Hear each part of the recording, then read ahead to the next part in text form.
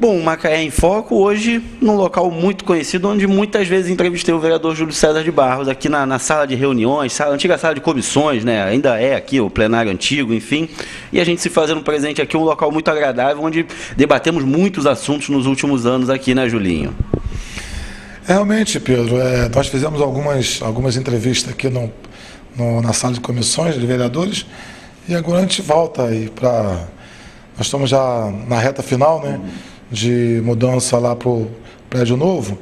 Eu acredito que essa sala vai ficar na história do parlamento do município de Macaé. Bom, com certeza, Julinho. Agora vamos adiantar, vamos aos assuntos sérios. Primeiramente, eu queria falar da questão do lixo, que teve, eu lembro muito bem de você lá no Parque Aeroporto, você vendo nas redes sociais, comentando, conversando, tinha um problema, a coleta estava sendo feita no horário certo, tudo ok, mas a população às vezes descartava no local errado e no horário errado. E para mudar esse panorama, você como líder de governo, sei que você conversou com todo mundo e chegaram as caçambas de lixo novas lá, até são lixos, né, com a seleta diferenciada, né, porque tem várias cores, enfim, já é um processo novo, e também tem outros assuntos na área do lixo que você também quer abordar, que a gente estava conversando em off. Olha, Pedro, realmente é muito importante é a segunda tentativa que nós estamos fazendo em relação à coleta do lixo no Parque Aeroporto. A gente sabe que foram colocados há meses atrás 22 lixeiras, né? E todas elas sumiram. Aí a gente não sabe quem foi que apanhou essa lixeira. Isso acabou trazendo um problema muito grande para a nossa comunidade, mas aí é um esforço concentrado junto ao prefeito, junto à Secretaria de Serviços Públicos, foi possível recolocarmos mais 20 lixeiras, né? E hoje pela manhã já fizemos a colocação dessa lixeira. Agora é pedir à população, acho que cada um precisa fazer a sua parte. É preciso que haja um bom senso, né?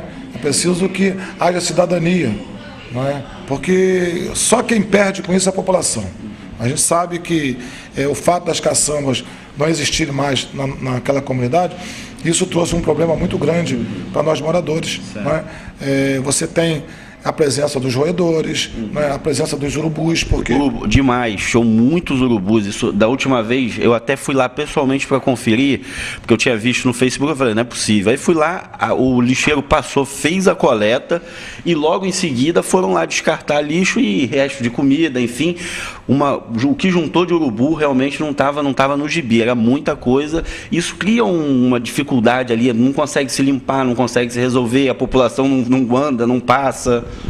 Realmente isso é ruim, né? Porque você, tipo assim, você passa, você vê uma quantidade de urubus, aí você começa a questionar a representatividade do bairro. A gente tem lá uma associação que tem trabalhado, a administração do bairro tem trabalhado em conjunto com o vereador, e nós estamos muito atentos a essas questões. Então acho importante a recolocação dessas caçambas.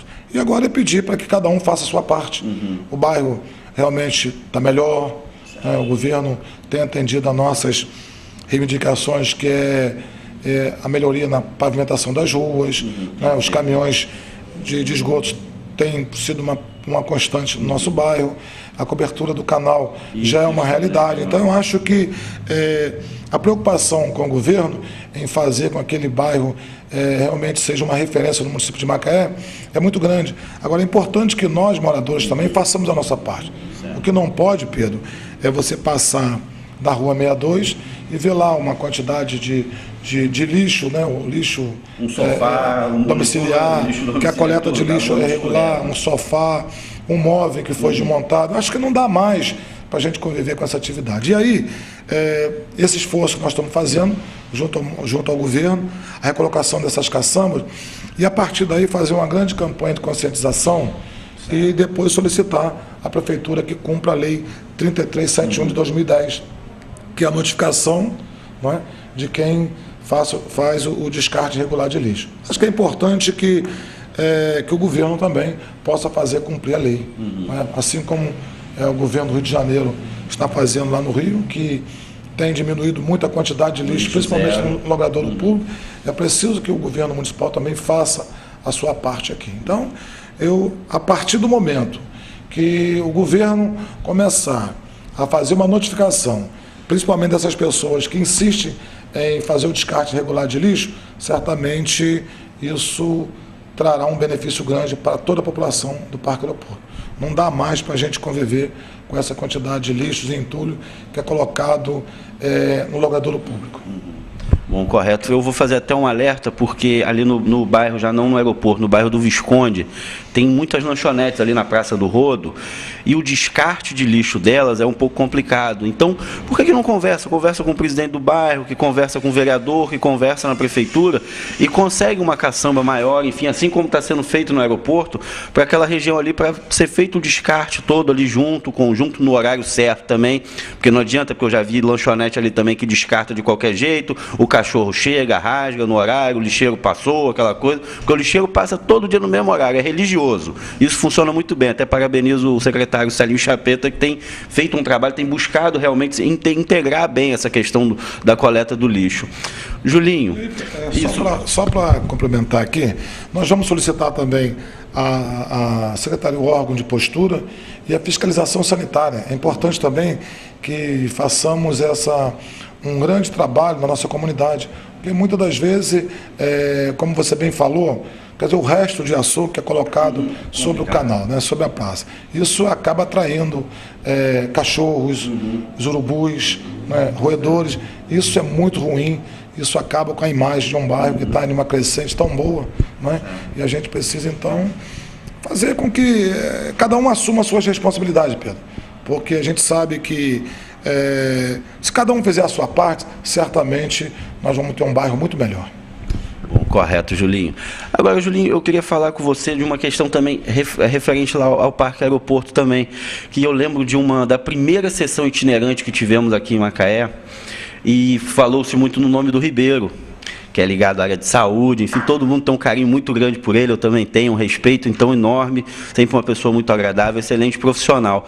E até recentemente o Leonardo Arruda, que participa do governo, me procurou e tal, pediu, na época eu consegui um trecho daquela sessão, que foi a primeira sessão itinerante que fizemos, né, foi lá no Parque Aeroporto, eu lembro bem, e esse trecho ele, né, viu que todo mundo clamou pelo nome do Ribeiro, dele voltar para trabalhar no aeroporto, enfim, e agora eu vejo que esse caminho está sendo trilhado, né, o Ribeiro está na base de novo, como é que está a situação?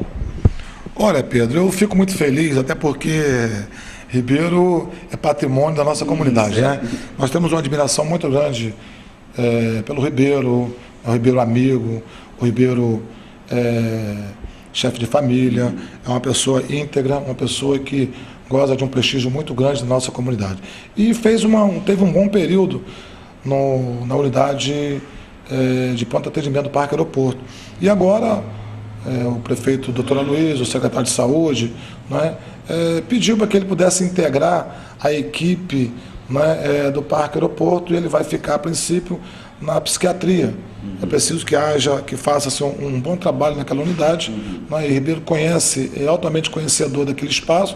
Eu acho que não vai mudar as pessoas. Eu acho que a vontade do governo é montar uma grande equipe, e essa equipe que realmente esteja comprometido com as questões do nosso município. E Ribeiro dispensa qualquer comentário, certo, porque sabe o quanto o Ribeiro foi importante à frente daquela unidade. Então a gente quer aqui somar. Eu acho que a participação do Ribeiro, assim como outros funcionários também, que também têm a mesma responsabilidade de fazer a diferença, eu tenho certeza que o Ribeiro vai somar, né? O Ribeiro não vai chegar como o dono da verdade. Eu acho que o importante do Ribeiro é o diálogo. Eu acho que as pessoas que realmente vestiram a camisa, que querem fazer a diferença, eu acho que o Ribeiro vem para somar. E aí eu parabenizo o secretário de Saúde, o governo Aloysio, por ter chamado o Ribeiro para integrar a equipe da Unidade de Saúde do Parque Aeroporto. Bom, correto, Julinho. Parabéns, Ribeiro, por esse retorno. Isso é muito bom e fruto daquela audiência pública, daquela Câmara itinerante lá no Parque Aeroporto. Você vê, com o tempo vão se colhendo os frutos. Julinho, eu queria falar também da questão do Conselho Tutelar, que a gente teve matéria na TV Globo, na TV Record, enfim. é uma situação desagradável, porque, né, não se sabe a causa, mas não se sabem os meios, enfim. Muito se questiona de um lado, muito se acusa do outro. Eu queria saber a sua opinião sobre essa questão, sobre o que você vê, o que você tem acompanhado, você que realmente acompanha tudo na cidade, você tem acompanhado de perto essa questão, o que você está analisando, qual a sua opinião? Olha, Pedro, na verdade, essa comissão é presidida pelo vereador Carlos Amir, muito bem presidida. A primeira reunião que eu fiz presente foi bastante produtiva. E o que deu para analisar naquela primeira reunião, que foi uma medida quase que unilateral. Não foi dado o direito de defesa da conselheira. Então a gente precisa realmente nos aprofundarmos a fundo quais os motivos que levaram a essa cassação. Eu acho que antes da cassação poderiam propor um afastamento de 30 dias. Era o mais viável. Quem é que não comete erro? Mas saber se realmente o erro que, segundo foi cometido pela conselheira, era um erro a ponto de afastá-lo, porque tem um mandato popular. Claro. Na verdade, ela não foi indicada, ela foi escolhida. A população foi lá e disse que ela era uma pessoa capacitada e escolheu para integrar o conselho. Então, eu acho que temos que discutir bem essa pauta. Eu acho que é preciso que sejam feita uma reflexão, não é? Porque o direito de defesa tem que ser dado, está garantido por lei. Não pode, de repente, por alguns problemas de ordem pessoal, né, tomar uma atitude da forma que foi tomada. Então, na primeira reunião que eu participei, eu vi que tinha muitos pontos obscuros, não é? E que precisa ser melhor apurado. E aí ontem teve outra reunião, e eu não pude participar, mas eu tenho a certeza de que nós vamos avançar bem e vamos pedir para que seja revisto essa punição do Conselho de Ética, que chegou a uma conclusão da perda do mandato da conselheira. Bom, correto, Julinho, aqui nem eu falo. Se em Brasília você tem direito a tantas defesas, você anula até o julgamento do Supremo, então eu acho que aqui em Macaé a gente tem que ter o bom senso e a sensibilidade de ouvir os dois lados, não simplesmente tirar o direito de uma pessoa que foi eleita legalmente, né, de uma forma assim, sem ouvir os dois lados, sem ter certeza, mas também acho que tem que ficar longe essa questão porque eu vejo às vezes nas redes sociais, se fala assim, o prefeito se meteu, isso e aquilo. Não. Tem que passar por um conselho, os vereadores têm uma comissão, para aí sim acho que ser resolvida a situação, né, Julinho?